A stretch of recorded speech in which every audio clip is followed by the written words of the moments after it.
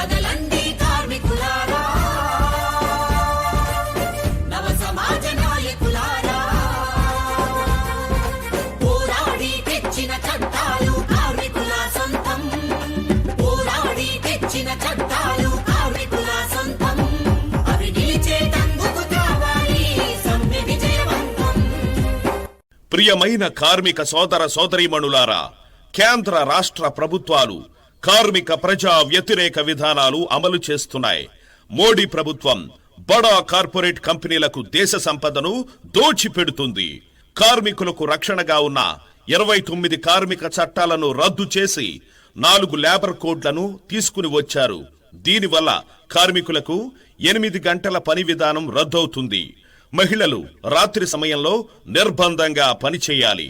కార్మికులు సంఘం పెట్టుకునే హక్కు, సమ్మె హక్కు, వేతనాలు అడిగే హక్కు, ఉద్యోగ భద్రత కోల్పోతారు.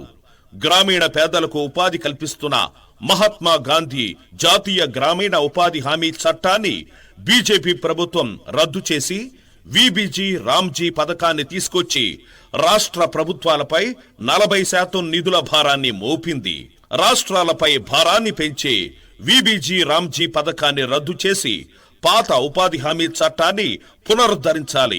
ప్రజలు రైతులపైన విద్యుత్ భారాలు మోపి విద్యుత్తును ప్రైవేట్ వ్యక్తులకు అప్పగించే విద్యుత్ సంస్కరణల చట్టాన్ని రద్దు చేయాలి. రైతాంగానికి నష్టం కలిగించే నూతన విత్తన చట్టాన్ని రద్దు చేయాలి. కార్మికులను, రైతులను దోచుకుంటూ ప్రజలపై ధరల భారాలు మోపుతున్న కేంద్ర బీజేపీ, రాష్ట్రంలో కూటమి ప్రభుత్వ విధానాలను వ్యతిరేకించండి. ఫిబ్రవరి 12న జరుగు దేశవ్యాప్త సమ్మెలో కార్మికులు, రైతులు, ప్రజానీకం పాల్గొని జయప్రదం చేయాలని కేంద్ర కార్మిక, ఉద్యోగ, రైతు, వ్యవసాయ కూలీ సంఘాలు పిలుపునిస్తున్నాయి. కార్మిక హక్కులను హరించే లేబర్ కోడ్లు రద్దు చేయాలి.